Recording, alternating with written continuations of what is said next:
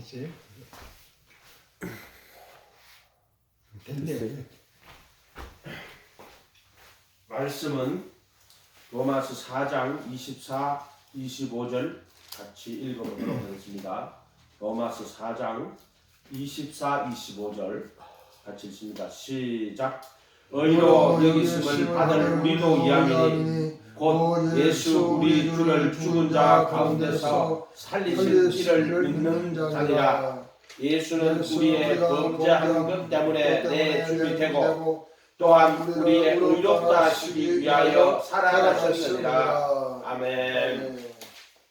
제가 신학책을 하나 붙들고 공부를 하는데요.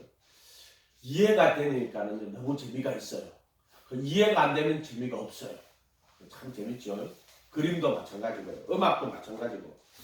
음악을 듣는데 이해가 되면은 자기한테 그 음악 참 즐거운 거고, 이해가 안 되면은 재미가 없고, 그림도 마찬가지일 거예요. 이해가 되면은 그 그림이 이제 명작이 되는 거고, 안 그러면은 그거 아무 쓸데없는 그림이 되는 거죠. 그렇잖아요. 이게 근데 요즘 느끼면서요. 우리가 사람들이 옛날부터 신학적으로 또는 뭐 어떤 성경에 있는 문제들을 논쟁한 거 있잖아요. 인류 역사를 통해 가지고 엄청나게 많은 논쟁을 해가 왔어요. 이미 그것이 다 정리가 돼가 있어. 그것도 아주 있잖아요. 칼같이 정리를 해놨어. 탁탁탁 해가지고 서로 논쟁했던 걸 탁 적어놨어. 어떤 편에서가 자기 주장한 게 아니고 이건 이렇고 저렇고 설명해 놓은 거지. 뭐 그런 것들을 한번 이렇게 보시면은 너무 좋을 것 같아요. 그래서 내가 그 신학 역사 속의 신학이라고요. 레스터 맥그라스가 쓴 역사학자인데 그걸 이제 조직 신학처럼요 이렇게 시간별로 해놓고요 또 항목별로 이렇게 해놨어요. 꼭 한번 보시길 바랍니다. 오늘은 그 십자가에 대한 이야기를 좀 하려고 해요.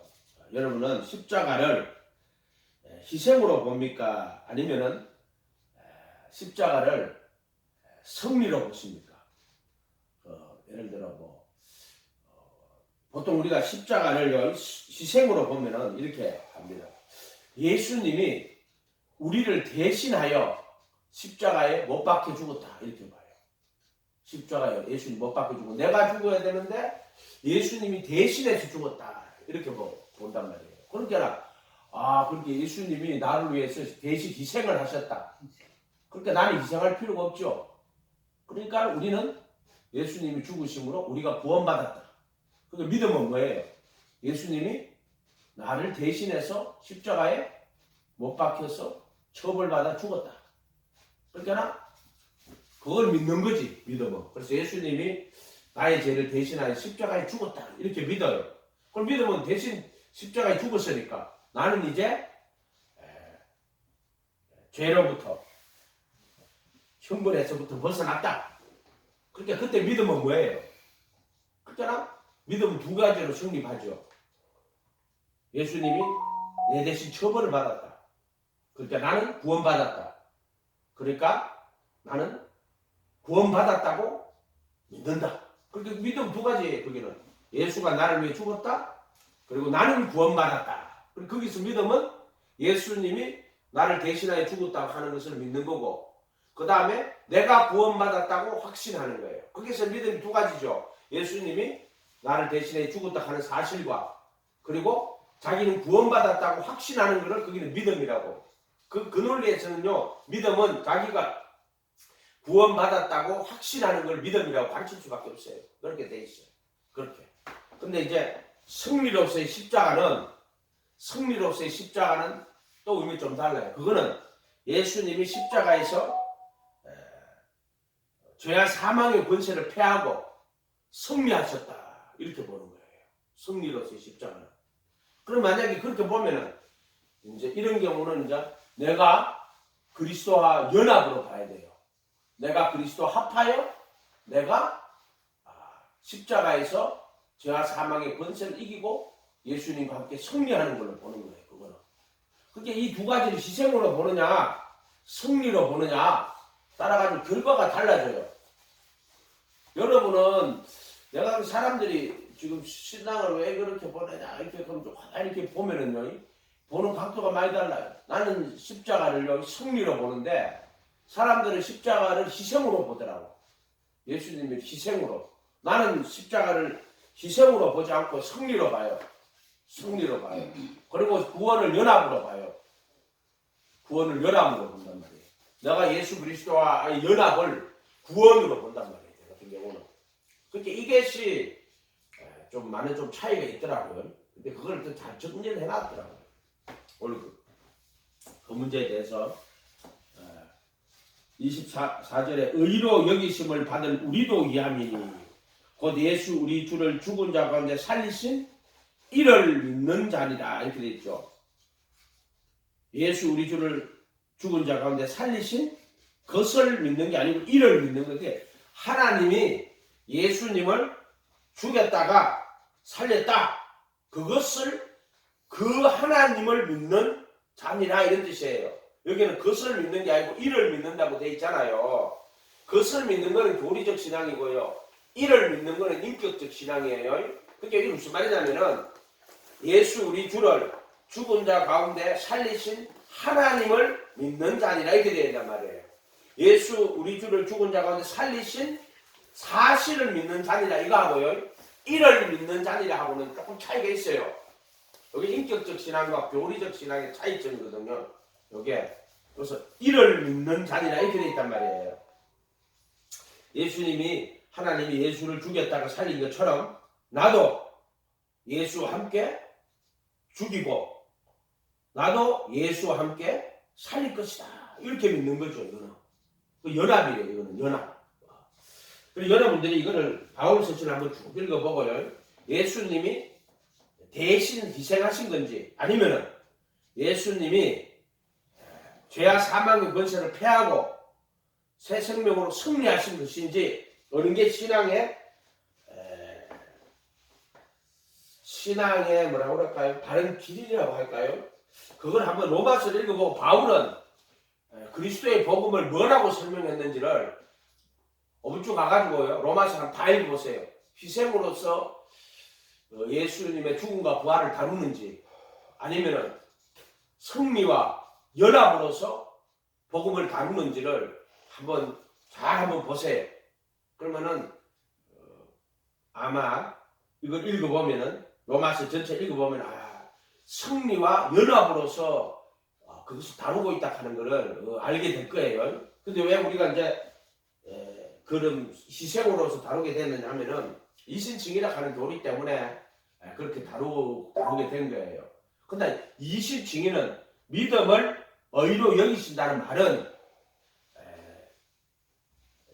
예수 믿는 믿음을 통하여 그 믿음 자체를 의로 여기신다는 말이 아니잖아요. 그러니까 만약에 믿음을 의로 여기신다니까 예수님이 우리 죄를 위하여 죽으신 것을 믿으면은 그걸 믿는 걸 의로 여겨주시고 또 그러면 예수님 우리 죄를 위하여 죽었으니까 우리는 죄에서 노임받았으니까 우리는 구원받았어. 그러니까 나는 구원을 확신합니다. 이걸 믿음으로 그렇게 가르치고 있단 말이에요.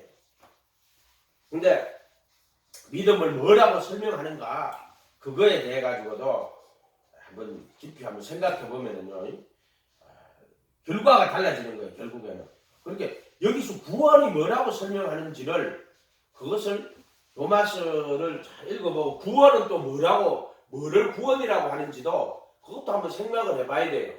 구원을 예를 들어 병드는 사람은 병에서 고침받으면 구원이라고 하겠죠.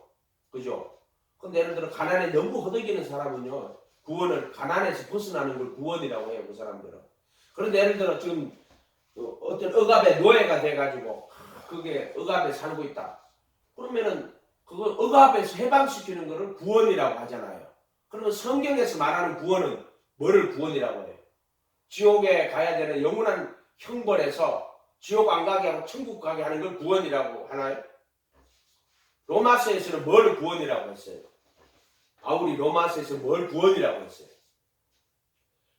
죄에서 벗어나는 걸 구원이라고 하잖아요. 바울은 죄에서 벗어나는 거. 지옥은 죄의 대가로 가는 거지 지옥에 안 가는 걸 구원이라고 하지 않죠. 바울 서신을 읽어보면은 바울은 사망의 몸에서 벗어나는 것, 죄와 사망의 권세에서 벗어나는 것, 율법의 저주에서 벗어나는 것, 이런 것들을 구원이라고 해요. 그래서 그 죄와 사망의 권세로 인해서 지옥 가는 거예요. 지옥 가는 거를 사망이라고 하지 않잖아요. 그거는 결과고, 그 사망의 원인이 뭐냐, 지옥 가는 원인이 뭐냐, 원인을 치료해야 돼요. 결과를 치료할 수는 없잖아요. 원인을 치료해야지 결과가 치료가 될 거 아니에요. 그래서 범죄함을 위하여 내어줌이 되고 할 때, 범죄함은 우리가 인간이 범죄하잖아요. 왜 범죄를 할까요? 그거는 육신에 속하여 죄 안에 팔렸기 때문에 범죄한단 말이에요.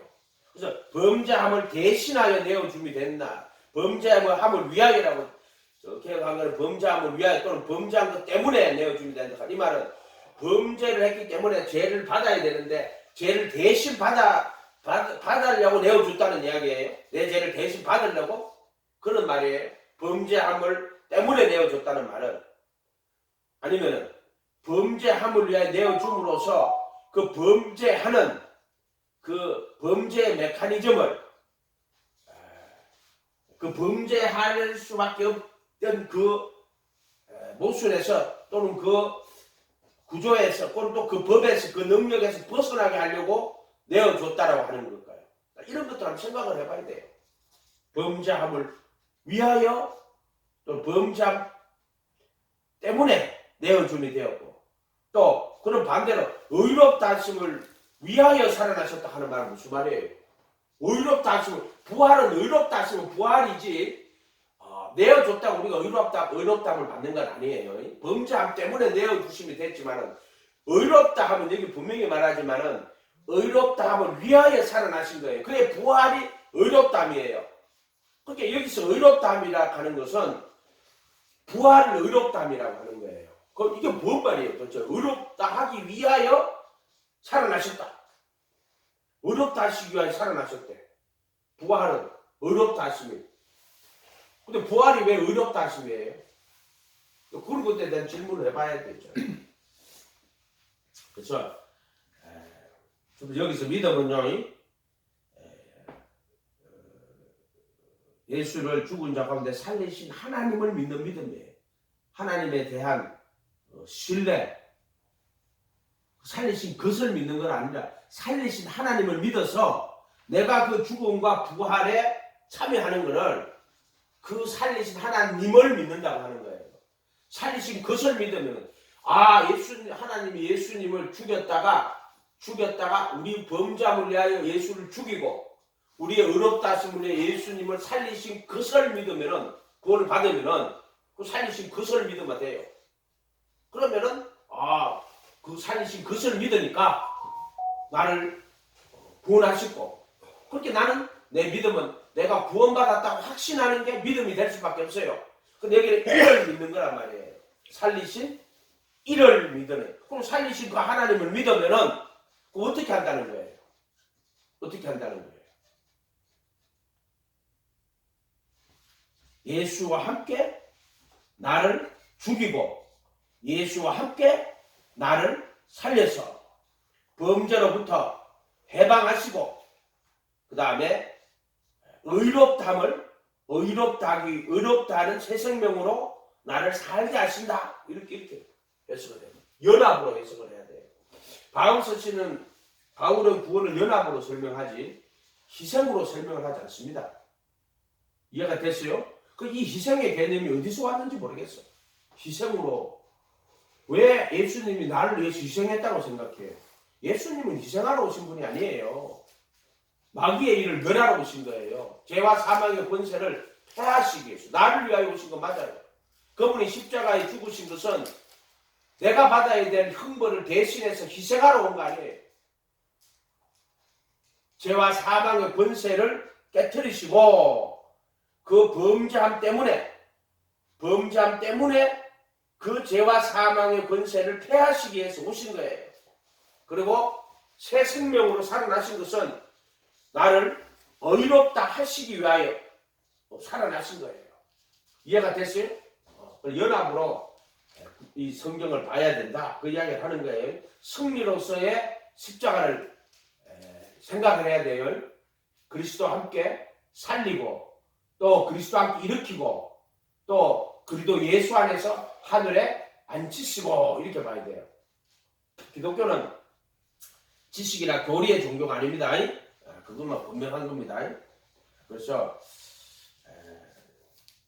그것을 한번 그런 각도에서 한번 볼 수 있도록 이런 논쟁들이요 수없는 논쟁들이 많이 벌어졌습니다. 그래서 그런 것들을 자세히 읽어보면은요 내가 어디에 속해 있고 어떤 종류의 믿음에 속해 있다 하는 것을 자기가 구분할 수 있어요. 그러니까 이게 전통이라는 거예요. 전통. 그 전통이라 그러면은 뭐 어떤 것을 하나 믿다 이런 말이 아니고 우리가 이 성경을 결국에 전통이라 하면요 이 기독교 2000년의 역사의 동안 이 성경을 어떻게 해석을 하고 또 그 전통 안에서 어떤 식으로 하나님을 경험하고 체험했는 수많은 뭐라 그럴까요?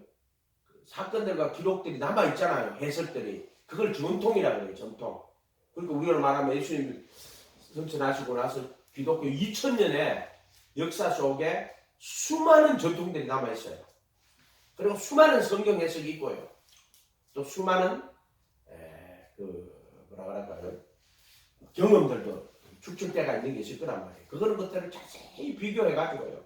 하나하나 따져서 비교해서 보면은 보이기 시작한다는 거예요. 그러니까 우리가 신앙의 자료가요 전통이 되잖아요. 전통이. 그렇게 요즘 특별히 요즘은 이제 교부들에게는 돌아가는 것들 많이 해요. 예수님이 죽으시고 그 뒤에 바로 이제 있던 성경은 막 스탠다드 캐논이니까는요. 성경은 캐논입니다. 그리고 근데 그 다음에 있는 그 제자들 다음에 있는 교부들이 어떻게 신앙을 해석하고 그것을 바라보았는가를 한글 또 기독교 안에 전통이 있잖아요. 전통. 그것도 보는 것들 맞고 또 하나는 종교개혁자들은 어떻게 그런 것들에 대해서 생각을 하고 있는가 그런 것들도 보는 거예요. 이해가 됐죠? 그것도 전통이에요. 그 다음에 이제 이성이라는 게 있어요. 이성이라는 게 인간이 자기 머리를 가지고 성경을 자세하게 읽어보고 그 전통도 살펴보고 그리고 자기 이성을 사용해서 하나님 인간에게 이성을 줬단 말이에요. 그 이성을 사용해가지고 이것들을 잘 보라고 읽어서 보라고 미루어 살펴보라고 주신 게 이성이란 말이에요. 덮어놓고 믿으라고 하지 않는단 말이에요. 하나님은. 인간이 인식할 수 있도록 하시는 거예요. 그 다음에 경험이라는 게 있어요. 인간의 경험. 자기의 이제 말하자면은 실존 뭐 경험이라 해가지고 무슨 꿈을 꾸고 이런 말은 아니고 자기 자신의 존재를 가지고 실존을 가지고 성경을 보라는 거예요. 그러면은 이렇게 처음에는 우리가 신학에 성경인 걸 확실하죠. 그 다음에 전통이 내려오죠. 그 다음에 이성을 갖고 봐야죠. 그 다음에 경험을 가지고. 근데 이 네 가지가요 하나가 되면 딱 좋아요. 성경의 이야기가 전통 그리고 이성 경험하고 네 가지가 하나가 딱 맞으면 얼마나 좋겠어요.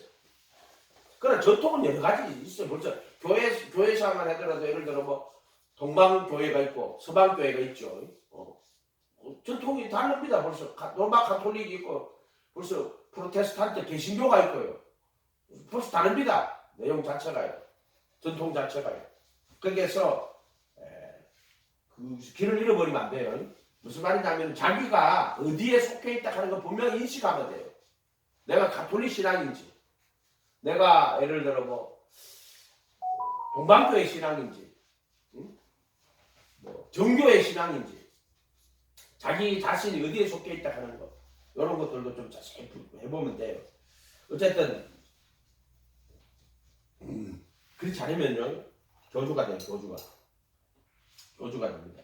자기 자신을 절대화시켜버려요. 객관화시키지 못합니다. 절대화시켜버려요. 그러고 나서 이제 자기 신앙을 자기가 가지는 거예요. 자기 신앙을 자기가 가지는 거예요. 그 중에서 내 신앙은 내가 하는 신앙은 이 역사 안에서 이렇게 보니까 이 사람들이 가지고 있던 신앙이 내가 가진 신앙과 거의 비슷하더구나.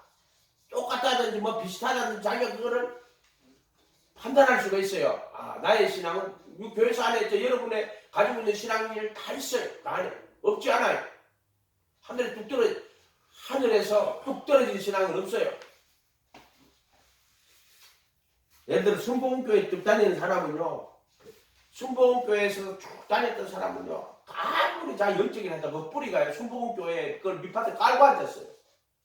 말하는 거는 그 안에 보면 깔고 있어요. 수준이 거기서부터 출발해가지고 왔기 때문에. 예를 들어 장로교 사람들은요, 어떻게든 그 장로교 깔고 있어요. 자기의 그 삶의 정황을 깔고 있단 말이에요. 삶의 정황을 다 깔고 있어요.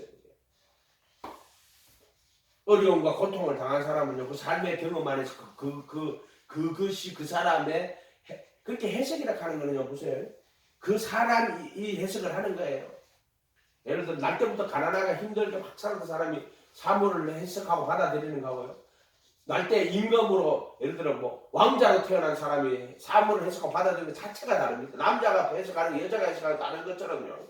미국 사람이 해석하는 거하고 한국 사람이 해석하는 것 자체가 달라요. 그러니까 이거는 인간의 한계가 너무나 뚜렷해요. 인간의 한계가. 그래가지고 뭐 이성을 가지고 성경을 해석할 수 있다. 그래갖고 18세기에 했던 계몽주의자들은 합리성, 이성에다가 이성의 가능성을 엄청나게 뒀단 말이에요. 잘 연구해서 살펴보면 거짓을 가려낼 수 있고, 또 인간이 그런 합리적 이성을 통해 가지고 과학을 발전시키고 문명을 발전시켜 가지고 병도 정복할 수 있고 농사도 더 잘할 수 있고 생산력도 증대시킬 수 있고 인간에 대한 그 이성에 대한 가능성을 엄청나게 이야기를 했단 말이에요. 그런데 그것도 하다 보니까 뭐가 됐냐면 1차 세계대전, 제국주의가 1차, 2차 세계대전 터졌어요. 그때부터는 인간의 이성에 대한 가능성을 다 잃어버려요. 아, 인간이 이게 아니구나. 인간은 상상 못하는 죄가 이성을 믿을 수가 있는 게 아니구나 하는 쪽으로 현대 철학은 가버려요. 이성 믿을 수 없다는 거예요. 도대체 이성이 합리적이고 이성이 더 나은 사회를 만들 수 있다 하는 그런 택도 않은 소리를 왜 하느냐. 1, 2차 세계대전을 겪고 나서 인간이 느낀 거예요. 그게. 그래서 인간은 이성적인 동물이 아니구나. 왜 2차 세계대전이 일어나서 얼마나 적들이 많이 죽이고 피를 보고 말도 안 되는 일들을 너무나 많이 저질러 버렸단 말이에요. 그러고 나서는 이제 이성에 대한 걸 다 버려버려요. 그러고 나서 이제 실존의 세계를 돌아오는데, 어쨌든 우리가 예수님을 읽어볼 때요, 이 전통을 자세히 살펴보고요, 그 해석들을요 받아들이면 돼요. 그래가지고 그 중에서 자기가 선택을 하면 됩니다. 근데 그것은 진짜 쉬운 길이에요. 복잡한 길이 아니고 쉬운 길이에요. 근데 이제 그거는 지식으로는 가능하지만은요, 신앙은 지식으로 되는 건 아니에요. 왜냐하면 신앙은 성령의 분명한 역사가 있어야만, 성령님이 역사를 하셔야만 그 신앙이 되지, 그렇지 않으면 신앙이 안 돼요. 그냥 지식으로 끝나고 교리로 끝나고 말아버려요. 그래서 진짜 신앙이 되려면은 확실히 성령님의 그 역사가 있어야지 그게 신앙이 돼요. 지식으로 예를 들면 교회 10년 동안 다녔어요. 지식으로. 그거 신앙 아닙니다. 그거. 오늘 말씀에 의로 여기심을 받은 우리도 이하면이 곧 예수 우리 주를 죽은 자 가운데 살리신 이를 믿는 자니라. 그 하나님을 믿는데, 어떤 예수를 죽였다가 살리신 하나님을 믿을 때 그의 믿음을 의로 여기 주신다. 믿음에 대한 해석을요, 저번에도 한번 했지만은요, 믿음이 의로운 게 아닙니다. 많은 사람들이 우리가 믿음으로 구원받는다, 그 은혜를 인하여 믿음으로 구원받는다고 이야기하니까 믿음으로 구원받는다고 착각을 하는 거예요. 자, 믿음으로 구원받지 않습니다. 은혜로 구원받습니다. 은혜로. 근데 은혜는 믿음을 통하여 주어지는 거예요.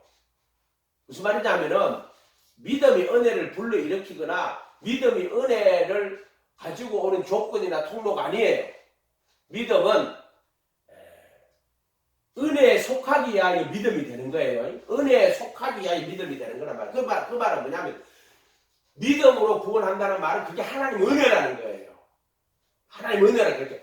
은혜에 속하기 위하여 아브라함의 믿음을 설명하실 때 여기 보면 나오지만은 여기 뭐라고 되어 있냐면요.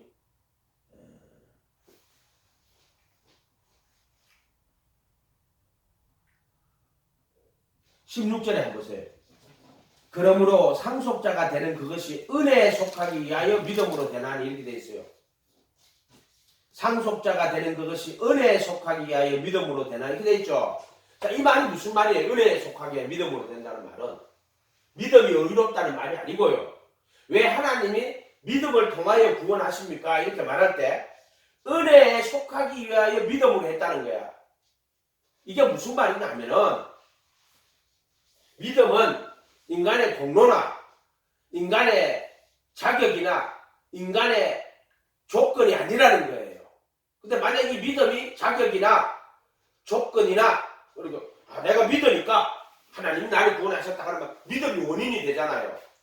아니라는 말이 그런 식으로 믿음을 원인이나 조건이나 네가 믿기 때문에 그 조건을 합당하기 때문에 내가 너를 구원한다. 믿음은 조건이 아니고 믿음은 자격이 아니고 믿음은 또 다른 인간의 행위 또는 인간의 어떤 그 인간의 자격이나 요건을 말하는 게 아니에요.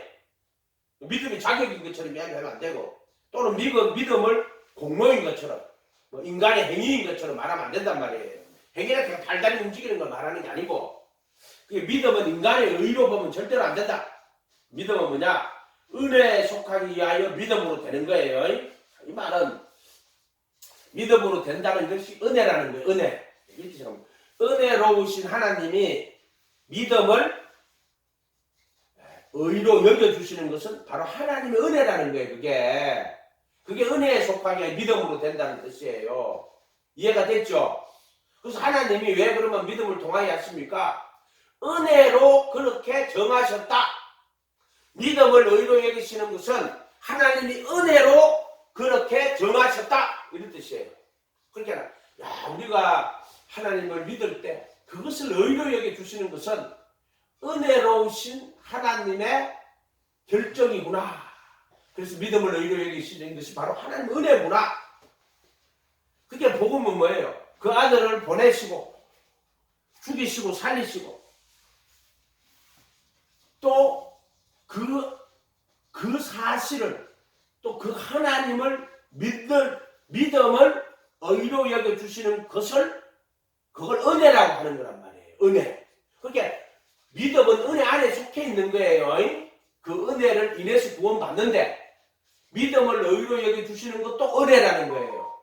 이해가 됐죠? 그럼 우리가 믿을 때 믿습니다. 하나님 믿음을 의로 여겨주시니 그 은혜가 얼마나 감사한지 모르겠습니다. 이렇게 믿음을 의로 여겨주시니까 그 은혜가 얼마나 감사해요. 그 은혜가 뭡니까? 믿음을 의로 여겨주는 게 은혜예요. 은혜.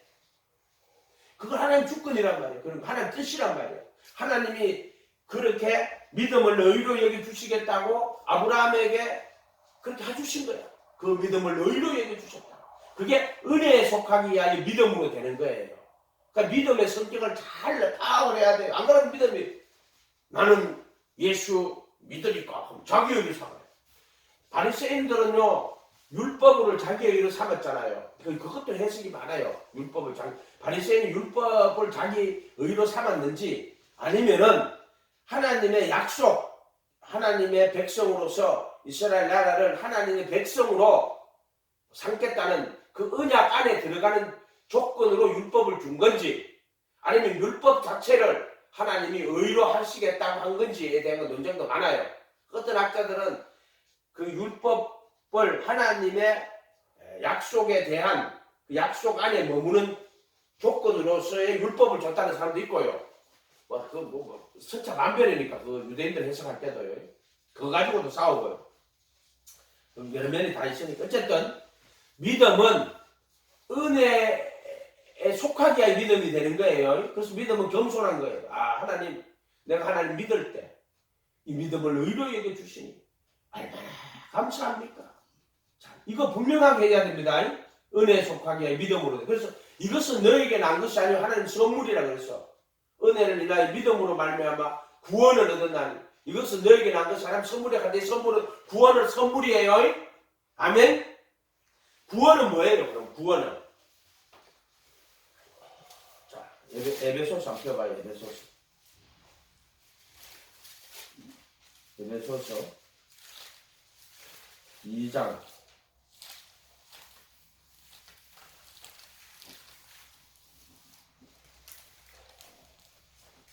8절.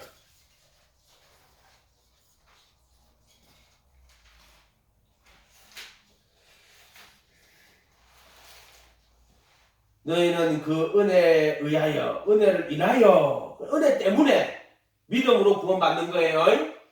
은혜를 인하여 믿음으로 말미암아 구원을 받았느니 갈 때 이 말은 은혜 때문에 믿음으로 구원받았다는 이 뜻이에요. 은혜를 인하여 믿음으로 말미암아 구원받았다 하는 내가 믿음을 통해서 구원받았다 하는 말이 아니고 은혜 때문에 은혜를 인하여 because 은혜 때문에 믿음으로 구원받는 거예요. 무슨 말인지 알겠어요? 따라해봅시다. 은혜 때문에 믿음으로 구원받는다.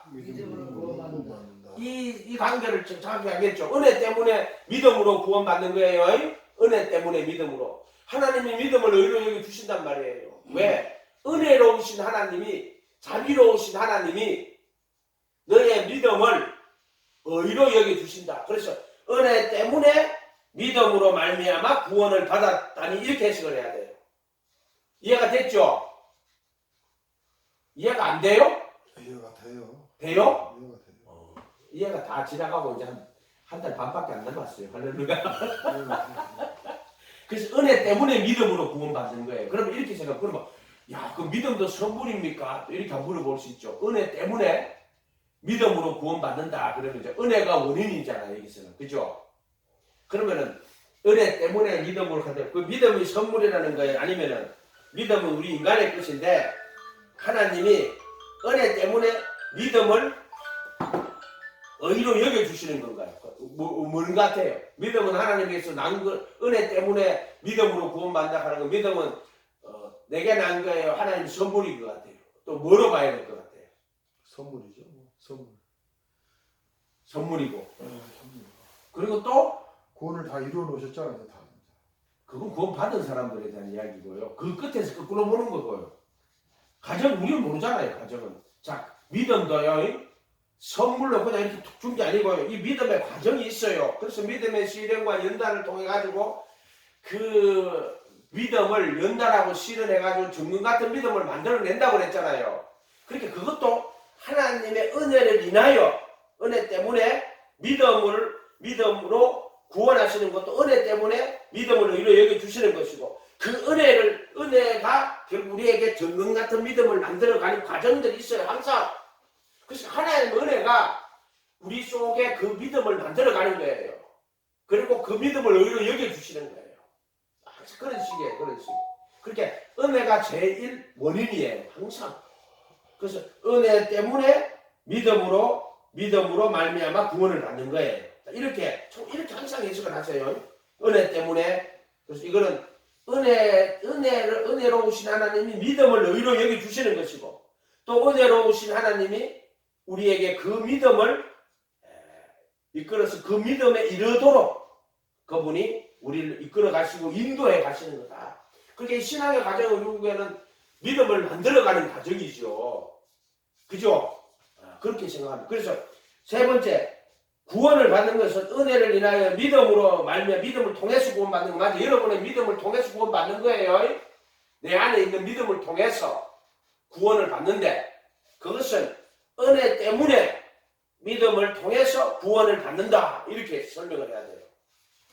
은혜 때문에 믿음으로 말미암아 구원을 받는다. 이 두 가지가 다 맞는 말이에요. 은혜 때문에 구원받는 거고 믿음을 통해서 구원받는 거죠. 믿음 없이는 구원 못 받아요. 하나님께 나아가는 자는 하나님이 살아계신 것과 자기들에게 상 주시는 이심을 믿어야 할지니라라고 분명히 또 이야기하잖아요. 믿어야 할지니라고. 그럼 여기서 보면 이 믿음은 개개의 주체로서의 인간이 가져야 될 믿음인 것도 틀림없어요. 그것도 틀림없는 거예요. 그러니까 어느 게 맞는 것 같아요. 믿음은 하나님이 은혜로 그 믿음을 의로 여겨주신다. 그리고 또 우리가 하나님을 믿는 그 믿음을 하나님도 의로 여겨주신다. 그래서 그게 둘 다 맞죠. 그럼 또 하나님 편에서는 우리에게 이 믿음을 정금 같은 믿음을 만들려고 그 은혜로 우리에게 그것을 믿음을 만들기 위해서 하나님이 역사하시는 것도 맞고요. 그래서 그걸 통해 가지고 은혜를 인하여 믿음으로 말미암아 구원을 받는 거예요. 구원은 그냥 받는 거야. 네가 막 노력하고 애쓰고 힘써가지고 얻어지는 게 아니고 그냥 선물로 받는 거예요. 구원은. 아멘? 그럼 이 구원이 뭐예요 도대체? 자, 연합으로 풀면은 내가 그리스도와 함께 십자가에 못 박히고 내 안에 그리스도가 사는 게 구원이에요. 이해가 됐어요? 그게 구원이에요. 구원. 연합으로 보면은 그런 거예요. 연합으로 보면은 승리하는 거 예수님과 함께 승리. 예를 들어 계시록으로 치면은 이기는 자에게는 생명나무 가위를 주어 먹게 하리라 이렇게 돼 있어요. 어떤 사람은 계시록 구원받는 법을 계시록 2장에 가면 7교회 다 나와 있대.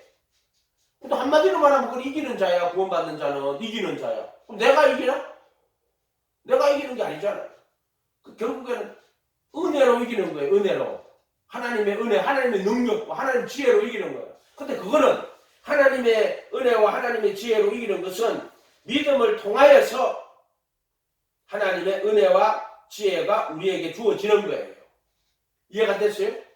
희생으로 그러면 그냥 그런 지혜 능력이 필요 없고 예수님 죽은 그 사실을 믿으면 그분의 희생이 나의 것이 되어버리기 때문에 나는 구원 받는 거예요. 그런 과정들이 다 필요가 없어요. 그냥 희생으로. 그분이 희생을 받았기 때문에 나는 죽을 필요가 없고 벌 받을 필요가 없고 나는 다 용서받은 거고. 그렇기 때문에 믿음은 예수님이 십자가에 내 죄를 대신하여서 죽은 것을 믿는 것이고 그것을 믿는 것이고 그것을 믿으니까 어떻게 돼요? 믿음은 내가 스스로 구원받았다고 내가 구원받았다고 확신하는 게 그게 믿음이 돼버려요. 그거는 희생으로서의 십자가를 바라보는 거예요. 연합으로서 바라보면은요 그게 그렇게 설명이 할 수가 없어요. 범죄함을 위하여 내어줌이 되고 이렇게 보면은요 그건 어떻게 돼요? 첫 번째 율법의 저주에서 우리를 속량하는 거예요. 그거는 무슨 말이냐면은 로마서 10장 14절에 그들의 몸으로 율법에 대하여 죽임을 당하였다 이렇게 했어요. 율법이 폐하해진 게 아니라 율법에 대하여 내가 죽었단 말이에요. 그래서 나는 율법에 대하여 죽은 사람이기 때문에 율법은 나를 정죄하지 못한다 이런 뜻이에요. 또는 바울은 이거를 골로새서 의문에 선 정서를 도말하셨다. 십자가에서 의문에 선 정서를 도말하셨다 이렇게 말해요. 의문에 선 정서. 그러면 율법의 저주문이에요. 내가 율법을 저주하는 거예요. 그래서 율법의 저주에서 나를 속량하셨다. 또는 의문에 선 정서를 도말하셨다. 이렇게 설명을 하신단 말이에요. 그 말은 우리가 이제 그래도 예수 안에는 정죄가 없다는 거예요. 왜? 율법의 저주에서 속량하셨다. 내가 지은 죄를 말하는 게 아니고 율법이라는 저주 안에 율법이라는 거 안에 떨어진 인간은요 반드시 어떤 행위든지 그 기준에 미치지 못하기 때문에 저주를 받을 수밖에 없어요. 그럼 율법의 저주가 있는 한 인간은 육신의 속에 죄 아래 팔립니다. 그래서 율법의 저주라는 걸 없애야 돼요. 없애지 않으면은 결코 인간은 스스로 그 율법의 저주 아래서는 결코 구원받을 수 있는 인간은 한 인간도 없어요. 율법은 거룩한 선하고 거룩하고 이뤄보건대 율법도 선하며 거룩하며 의로우니라 이렇게 말했단 말이에요. 그러니까 율법 안에 있으면은요 어떤 인간도 그 율법 아래서는 의롭다심을 받을 수가 없어요. 이해가 됐어요? 그렇기 때문에 율법의 의문에 선 정서를 도말하시는 거예요. 그래서 그리스도의 몸으로 율법에 대하여 죽임을 당하는 거예요. 율법이 죽었다는 게 아니고 내가 율법에 대하여 죽임을 당하였다는 거예요. 거기 기장을 딱 통과할 때 율법의 저주에서 율법에서가 율법의 저주에서 속량을 하시는 거란 말이에요. 또는 의문에선 정수를 도말하시는 거예요. 율법 아래 있지 않다. 딱 이 말 하면 돼요. 따라해 봅시다. 율법 아래 있지 않다. 율법에 있지 않다. 있지 않다. 율법 아래 있으면요 반드시 그 정죄를 당하게 돼 있어요. 세상에 아무리 선하고 그도 율법 아래 있으면 그 정죄 당합니다. 어떤 인간 마찬가지예요. 저 사람은 깊은 영적 영계에 들어가서 난 영계라고 말하는 사람들은 그 너무 이상해요. 무슨 영계 같은 사람? 영계 그러면 또 마귀의 세계 같지 않아요, 여러분? 영계 그러면요, 예? 율법 아래 있는 자들은요, 반드시 심판을 받게 되고 죽게 됩니다. 어떤 인간도 딱 한 사람만 누구예요? 그거 어떻게 알았어요? 그렇게 좀 버리. 율법 아래에서요 어렵다 하심을 얻을 수 있는 사람은 딱 한 사람 예수 그리스도밖에 없어요. 그런 모든 율법의 일을 다 이루신 분이고 우리 인간은 율법 아래에 있으면은 반드시 저주가 그래서 의는 없다 하나도 없다. 죄인을 말하는 게 아니에요. 나 죄 안 졌다 그걸 말하는 게 아니에요. 죄 안 진 거는 그냥 죄인이 아니라는 거. 의는 죄를 안 짓다는 건 의리라고 하지 않는다 그랬죠. 의는 하나님의 의로우신 같이 의로워야 의리예요. 이해가 됐어요? 그러니까 의는 없고 하나도 없어요.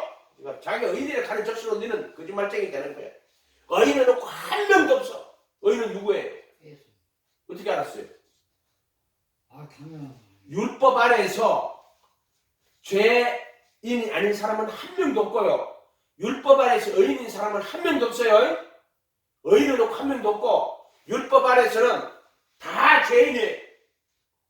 그렇게 율법 아래에서는 그래서 모든 사람이 죄를 범하였음에 하나님의 영광에 이르지 못한다고 이야기하는 거고. 그럼 이렇게 니나 내가 똑같아 율법 안에 있는데 뭐 똑같은 죄인이 똥 묻은 개가 겨 묻은 개 나무랜다고 50보 100보 그 말 또 맞는 말이에요. 그러면은 율법도 필요 없고 아무것도 필요 없잖아 이렇게 말한단 말이에요. 사람들이 그 말도 맞죠? 그러면 그게 극단적으로 치우치는 거예요. 그럼 율법 안 지켜도 되네. 네 맘대로 살아라 봐. 이렇게 간단 말이에요. 그게 아니라 그 말은 율법 안에 있지 말고 그리스도 예수 안에 돌아야 돼요. 그리고 예수 안에. 그리고 예수 안에 뭐냐면은 십자가에서 죽으신 그 예수님 안에 들어가는 거예요. 그리고 예수 안에. 그래서 십자가를 통과해야지 어떻게 된다? 율법의 저주에서 속량하시는 거예요. 속량하시는 거. 그래서 그거를 여기 보면은 너에게 난 것이 아니고 하나님의 선물이다 이렇게 되어 있잖아요. 그거는 선물이에요. 선물. 선물로 딱 주시는 건데 선물은 누구한테 줘요? 여러분 선물 누구한테 줘요? 네? 선물 누구한테 줘요? 사랑하는 사람한테. 그렇지요. 사람한테 주는 거요. 가장 소중한 사람한테 길 가는 사람한테 선물 줘요? 아무 필요 없는 거 집에서 쓰다가 남은 거 주겠지. 야, 이거 필요 없는데 너 가져가라. 근데 정말 소중한 건 누구한테 줘요? 자기 자식한테 줘요. 또 자기 남편이나 아내한테 주는 거예요. 요즘 인간 지가 가지는 사람도 있긴 있다. 남편도 죽이고 그러기 때문에 자식도 죽이고 그런 사람도 있어요. 근데 그런 거 많은 게 가장 소중한 거는 누구한테 주느냐? 자기하고 가장 친한 사람한테 줘요. 이해가 되시요? 근데 돈 받고 줘요? 그저 줘요? 거저 주죠. 값없이 주죠? 누구한테 줘요? 사랑하는 사람한테 주죠. 가장 사랑하는 사람한테. 예수님이 자기 목숨 누구한테 줘요? 길 가는 사람한테 줘요? 누구한테 줘요? 자, 이걸 해석을 잘못해가지고요. 내가 어떻게 전도하는 데도 보니까 길거리 가죠. 아유, 예수님 있잖아요. 그거는요, 그저 선물로 주는 겁니다. 그냥 받기만 하면 됩니다. 그걸 내가 보고 있는데, 돌았나 지금? 이런 생각이 들더라고요. 값없이 줍니다. 값없이 주는데 누구한테 줘요? 누구한테 줘요? 그럼 있는 자한테 주는 거죠. 받아들이는 자. 예수님이 그 믿음이라는 게 그냥 지식으로 예수가 하나님 아들 그리스도인 그것을 믿는 자한테 주는 게 아니고요. 그 믿음이라고 하지 않는다 그랬잖아요. 그거는 귀신들도 벌써 나사렛 동네 가니까는요, 그 귀신이 벌써 뭐라고 하냐, 당신은 하나님의 거룩한 자입니다. 또 당신은 그리스도입니다. 누가 뭐지 이야기해요. 사람들이 귀신들이 그 이야기해요. 귀신들이 믿고 떠느니라 그 이야기, 믿고 떠느니라. 그 지식으로 가지는 것은 그거는 물론 그거 중요하죠. 왜? 요한복음 20장 30절에 내가 이 책을 쓰는 것은 너희로 예수께서 하나님의 아들 그리스도이신 것을 믿게 하려 하며 이렇게 돼 있단 말이에요. 또 그 이름을 힘입어 영생을 얻게 하려 하십니다. 하려 하시면 얻었다는 거다. 그 이름을 힘입어 영생을 얻게 하려고 앞으로 그 이름을 힘입어. 그래서 믿음은요, 믿음은 네가 예수님 모시고 예수님만 바라보고 예수님만 사랑하고 예수 따라갈 때 예수님이 뭘 줘요? 자기 목숨을 네한테 준단 말이에요. 근데 어떻게 줘요? 어떻게 줘요? 십자가라는 방법을 통해서 줘요. 길이고 진리고 생명이자 길은 예수님 따라가는 게 길이에요. 예수님이 길이에요. 그다음에 진리는 그 십자가가 진리예요. 그게 뭐냐? 방법이에요. 내가 그리스도와 함께 못 박히고 내 안에 그리스도가 사는, 이해가 됐어요? 그것을 통해 가지고 그 다음에 생명은 누구예요? 너희 안에 계신 그리스도, 생명을 주시는 거예요. 그러니까 생명도 예수예요. 그걸 길도 예수, 진리도 예수, 생명도 예수, 다 예수를 이야기하는 거예요. 전부 다. 그러니까 예수님은 수단이 아니에요. 내가 구원하는 수단이 아니고 예수님은 구원이에요. 그리고 예수님은 구원의 방법이기도 하고요. 예수님은 구원에 이르는 길이기도 하고요. 그러니까 예수님이 구원이에요. 내가 구원 얻기 위한 방법이 아니란 말이에요. 구원은 내가 천국 가는 게 아니야. 근데 예수님 죽었어. 그래서 내가 그 예수님의 죽음을 통해서 내가 천국 가는 게 아니고, 구원이 예수가 구원이에요. 이해가 됐어요? 생명이 예수예요. 내가 천국 가려고 예수님이 죽었고 희생당해가지고 내가 예수 천국이 목표고 예수가 나를 위해 희생한 게 아니에요. 구원이 예수란 말이에요. 구원이 예수예요. 이해가 됐어요? 내 안에 예수님이 계시는 게 그게 구원이에요. 그리고 구원의 방법도 예수예요. 예수님이 십자가에 못 박히시고 죽으시고, 그게 뭐냐? 의문의 선정서를 도말하시고 정과 욕심 못 박으시고 내 안에 저 정사와 근세를 벗어버리신 거예요. 그게 구원의 방법이에요. 구원의 방법. 그러면은 그거 내한테 어떻게 적용이 되는 거예요? 성령님이 적용하는 거예요. 그게. 그래서 예수의 공로와 삼위일체라고, 항상 구원은 삼위일체예요. 이걸 가지고 생각을 해야 돼요. 이거 빼버리면 안 돼요. 아버지, 아들, 성령, 이게 삼위일체란 말이에요. 구원. 자, 아버지가 다 구원을 계획하시는 거예요. 그럼 아들이 그걸 다 이룩하시는 거예요. 그래서 아들이 아버지 뭐라고 할까요? 은혜와 은총이라고 그렇게 하잖아요. 아버지의 계획과 사랑이라면 아들이 어떻게 하는 거예요? 아들이 그것을 다 그 구원을 완성하는 거예요. 완성. 그럼 성령님이 그 구원을 적용하는 거예요. 적용. 그러니까 이게 완성하는 게 뭐냐면 예수님의 인생과 인격과 삶과 그 다음에 죽음과 부활, 이렇게 보면 돼요. 그러니까 예수님의 인격과 사역과 구속, 이렇게 봐도 되고, 이것이 구원을 완성한 것이란 말이에요. 그리고 성령님은 그 구원을 적용하는 거예요. 우리한테 이렇게 구원이 이루어지는 거예요. 구원이 이렇게 이루어지는 거예요. 세 개로. 한 개라도 빼면 안 돼요. 한 개라도 빼면 안 돼. 이것만 걸러, 이거 빼버려. 이렇게 하면 구원이 아니에요. 예수님이 십자가에 못 박혔죠. 그 다음에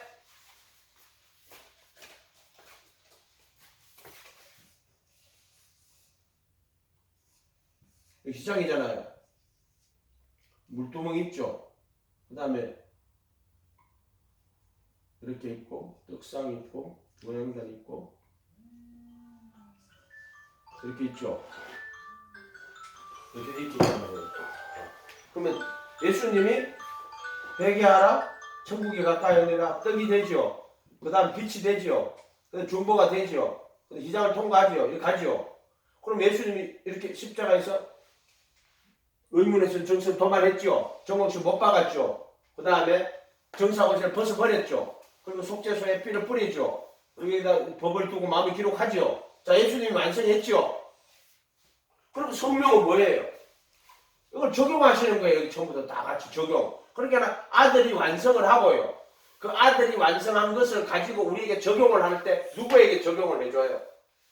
예수 믿는 믿음을 가진 자에게 이걸 적용을 해준단 말이에요. 구원은.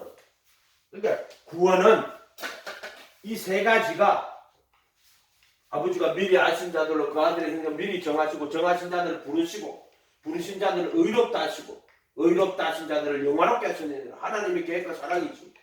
그럼 아들이 와가지고 이거 다 기록하셔요. 십자가에 못 박으시고 속죄소에 피 뿌리고 그 안에 법을 두고 마음에 기록하세요. 그 다음 성령님이 와가지고 아버지가 미리 아신 자들로 그 아들에게 본받도록 미리 정하시고 성령님이 와가지고 부르실 때 그 성령님이 다 하시는 거예요. 다 역할. 그 아들을 깨닫게 하고 알게 하고 그리고 그 아들과 함께 십자가에 못 박게 해주고 이거를 전부 다 삼위일체로 봐야 돼요. 그래서 항상 구원은 삼위일체로 보고 우리의 구원이 어떻게 이루어지는가 그냥 믿기만 하면 구원받는다고 하면 성령 역할이 없잖아요. 이렇게 하면 없어요. 그렇게 하면. 그래서 그대로 딱 성령님이 예수님이 종각시 못 박았잖아요. 그러면 성령님이 우리가 못 박게 하는 거예요. 그리고 저기 속죄소 피를 뿌리가 보혈피 양심을 다 씻잖아요. 그럼 성령님이 양심을 다 씻을 거예요. 그 법을 속에 두고 마음에 기록하잖아요. 예수님이. 그러면 성령님이 그 법을 마음에 두고 생각에 기록하는 거예요. 성령 역할이란 말이에요. 구원을 적용하는 거예요. 적용. 삼위일체로 봐야 돼요. 삼위일체로 항상 그렇게. 그러니까 아버지 사랑과 그 아들의 완성, 그 아들이 모든 걸 다 이루시고 그 다음에 성령님이 와서 그 아들을 우리에게 적용하는 거예요. 그걸 그리스도와 연합이라고 하는 거예요. 다른 게 없어요. 그냥 그리스도와 연합하는 거예요. 그렇게 어떤 사람이 성령 이야기하면서 막 기도. 그래서 이 성육신이 정말로 중요한 거예요. 성육신.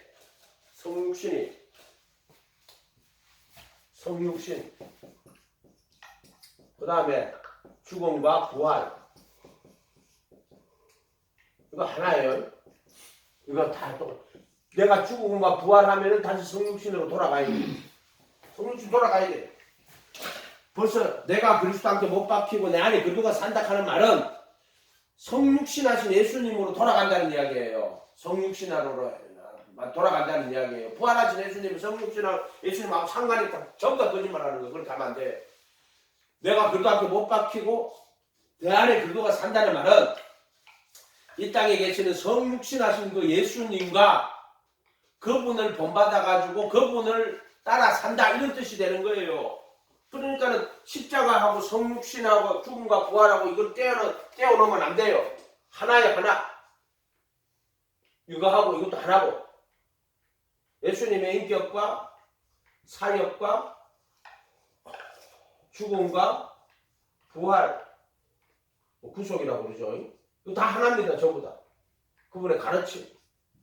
다 하나예요. 다. 가르침과 인격과 사역과 죽음 이게 다 하나예요. 하나 구속까지 전부 다 하나. 떨어뜨리면 안 돼. 다 떨어뜨리면 안 돼. 한 개를 떨어뜨리면 안 돼. 그런 식으로. 그래서 은혜에 의하여 믿음으로 말미암아 구원을 받았다. 그때 그것은 믿음을 의로 여기 주시는 게 정말 하나님 은혜예요. 은혜. 그리고 그 은혜는 믿음을 통하여 구원받게 하고 또 우리가 구원받는 것은 또 믿음을 통하여서 구원받는 겁니다. 믿음을 통하여서 반드시 믿음이 있어야 돼요. 근데 그것도 하나님의 선물인데 그냥 이렇게 떡 주는 건 아니고 그 믿음을 만들어내시고 믿음을 해가는 과정이 있어요. 그리고 그 믿음을 통해서 구원이라는 선물이 와요. 근데 그거는 뭐냐? 그게 이제 뭐냐면 그리도 예수 안에는 구속이에요. 그게